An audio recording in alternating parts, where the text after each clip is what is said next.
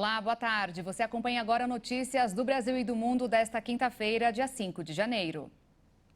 Começamos essa edição com o censo do IBGE, que ainda não acabou. Um dos motivos para a demora em concretizar a pesquisa é que ainda tem gente que se nega a responder às perguntas, o que, além do atraso, prejudica a própria cidade onde mora, que corre risco de perder verbas e ainda ser multado em mais de R$ 13 mil. A coleta de dados para o Censo Demográfico do IBGE de 2022 ainda não acabou. Um dos principais motivos é a quantidade de pessoas que não quiseram contribuir com a pesquisa. De acordo com o Instituto, quase 2 milhões de brasileiros se recusaram a responder o censo. A coleta de informações começou em agosto e deveria ter terminado em outubro do ano passado, mas foi adiada para dezembro. Agora, a expectativa do IBGE é de que o censo seja encerrado somente no fim de janeiro.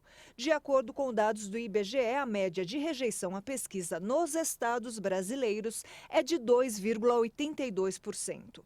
São Paulo tem a maior taxa de rejeição.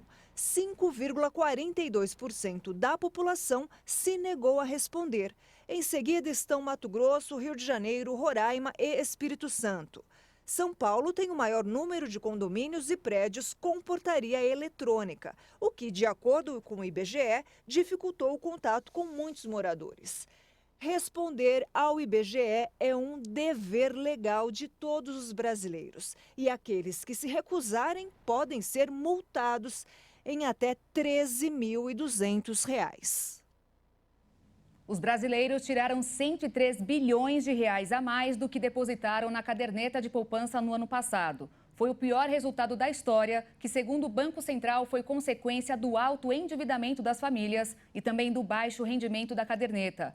Muitas pessoas procuraram outros investimentos que pagam mais. Alguns, inclusive, não cobram imposto de renda. E olha só, os proprietários de veículos do estado de São Paulo já podem consultar o valor do IPVA deste ano, deixar de pagar o imposto da multa e ainda o valor que você deixa de pagar impede o licenciamento do carro. Os proprietários de veículos registrados no estado de São Paulo já podem conferir o valor do IPVA. A consulta pode ser realizada nos terminais de autoatendimento da rede bancária ou pela internet, com o número do Renavan do veículo. Em 2022, o valor venal dos veículos seminovos ou usados teve variação média de 10,77%, segundo a pesquisa anual feita pela FIPE. E, com isso, o imposto devido também ficou maior. O valor venal pode ser consultado pelo site da Secretaria da Fazenda com o número da placa do veículo. Os pagamentos começam no dia 11 de janeiro para veículos com placa final 1. O desconto para pagar o imposto em parcela única continua em 3%, mas a administração estadual aumentou o número de parcelas de 3 para 5 vezes. O contribuinte que deixar de pagar o imposto sobre a propriedade de veículos automotores em São Paulo vai ter multa de até 20% do valor do tributo, além de ser impedido de licenciar o veículo. Preço dos combustíveis mais altos. O Procon de São Paulo está orientando o consumidor a ficar atento, comparar os valores e não abastecer em locais que fizeram reajustes. Isso porque depois da prorrogação da isenção de impostos sobre os combustíveis, não há motivo para qualquer aumento, principalmente na virada do ano, já que os postos ainda estavam abastecidos com o produto de 2022. Mas, em nota, o órgão ressalta que a legislação, seja a Constituição Federal ou Código de Defesa do Consumidor, não estabelece regra para controle de preços em tempos de normalidade e que a livre concorrência continua a ser o maior benefício que o cidadão possui contra a prática de aumentos. E ainda em São Paulo, a chuva intensa que atinge as ruas da capital causou alagamentos e transtornos. Alguns moradores, inclusive, ficaram ilhados. Mais uma vez, a forte chuva que atinge São Paulo provocou alagamentos no Jardim Pantanal, na zona leste da capital paulista. O problema acontece há décadas e os moradores sofrem com ruas e casas alagadas. A cidade de São Paulo entrou em estado de atenção por causa dos pontos de alagamentos registrados em várias regiões. As chuvas volumosas fizeram a Defesa Civil acender o alerta para enchentes e deslizamentos. O temporal também causou diversos transtornos em cidades da região metropolitana, como Franco da Rocha e Caieiras. O temporal provocou bloqueio de vias de acesso à cidade. A Defesa Civil foi acionada em diversas residências para resgatar moradores ilhados. Com mais de 10 meses de guerra na Ucrânia, nesta quinta-feira o presidente da Turquia, amigo de Putin e mediador do conflito, pediu ao líder russo trégua no confronto. Mesmo fazendo parte da OTAN, a Turquia não aderiu às sanções dos países ocidentais contra a Rússia e tenta adotar uma posição de mediação no conflito. Ao mesmo tempo que mantém boas relações com os russos, Ankara fornece armas aos ucranianos. O governo de Erdogan também intermediou um importante papel em negociações envolvendo os dois países, a exemplo do acordo que desbloqueou a exportação de grãos ucranianos pelo Mar Negro. Apesar dos apelos, um acordo de paz ainda parece distante, já que as negociações entre russos e ucranianos por um cessar-fogo estão paralisadas desde março de 2022. Em comunicado, a Rússia disse que está aberta ao diálogo, desde que a Ucrânia aceite as novas realidades territoriais decorrentes da ofensiva militar. Em setembro, o país de Vladimir Putin declarou a anexação unilateral de 4 regiões no sul e no leste ucranianos. As forças ucranianas recuperaram parte dos territórios, como a cidade de Kherson.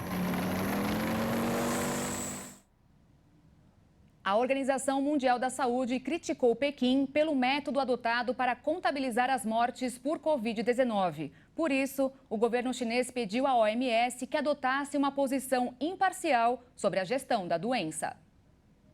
Pequim pediu que a Organização Mundial da Saúde adotasse uma posição imparcial sobre a gestão da doença após as críticas ao governo do gigante asiático por sua definição muito reduzida para contabilizar as mortes pelo vírus.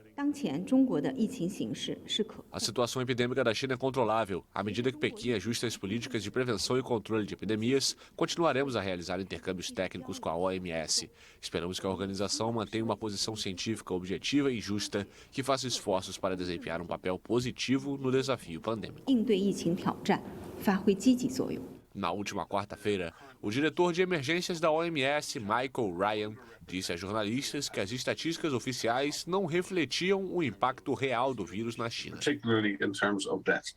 O país enfrenta um crítico aumento no número de casos desde que encerrou a estratégia de Covid-0 no final do ano passado. O balanço oficial da China é de apenas 23 óbitos por coronavírus desde dezembro, depois que as autoridades estreitaram drasticamente os critérios para computar uma morte por Covid-19.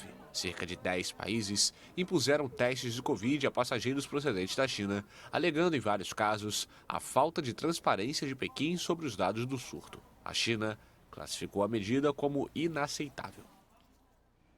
E a partir de amanhã, a Prefeitura do Rio de Janeiro vai suspender a aplicação de doses da vacina contra a Covid por falta de estoque. Segundo a Secretaria Municipal de Saúde, apenas as crianças de 5 a 11 anos seguem sendo vacinadas, mas avisou que deve acabar em breve também. O secretário de Saúde, Daniel Sorans, está em Brasília e vai conversar sobre a questão com a ministra da Saúde, Nízia Trindade. E olha só, para a gente terminar essa edição de uma forma mais leve, a gata da cantora Taylor Swift tem um patrimônio acumulado de 521 milhões de reais. Só que mesmo com toda essa fortuna, acredite, ainda tem pet mais rico que ela. Olivia Benson, gata milionária ou simplesmente gata da cantora Taylor Swift, conquistou o posto de terceira animal de estimação mais rica do mundo, segundo o site All About Cats. De acordo com o site, a fortuna da bichana vem da linha de produtos para gatos que carrega o seu nome, bem como na participação de clipes com Taylor e propagandas de grande orçamento. O levantamento, conforme informou o site, foi feito a partir da análise dos perfis dos animais de estimação no Instagram e foi levado em consideração a quantidade de seguidores, curtidas e taxa de engajamento. Esses dados foram usados para aferir quantos animais poderiam converter em receita. A lista inclui patrimônios já em posse dos pets e de possíveis heranças que poderiam receber em caso de falecimento de seus tutores. A fortuna de Olivia é menor apenas do que o acumulado por Gunther 6, cachorro da Gunther Corporation, que é herdeiro de 500 milhões de dólares. E que até ano passado vivia na antiga mansão de Madonna, em Miami, nos Estados Unidos. E também é menor do que a fortuna da felina Nala Cat, pet influencer dona de 100 milhões de dólares e que acumula milhares de seguidores nas redes sociais. Feitos que lhe renderam uma honraria no livro dos recordes, como a gata que mais possui seguidores das redes sociais. E eu fico por aqui. Mais informações no Jornal das 18h30 com a Maria Alice Dias e a Juliana Dariva. Mais tarde eu volto às 10 da noite ao vivo com o Jornal das 22h. Obrigada pela sua companhia nesta quinta-feira e um ótimo início de noite para você. Tchau.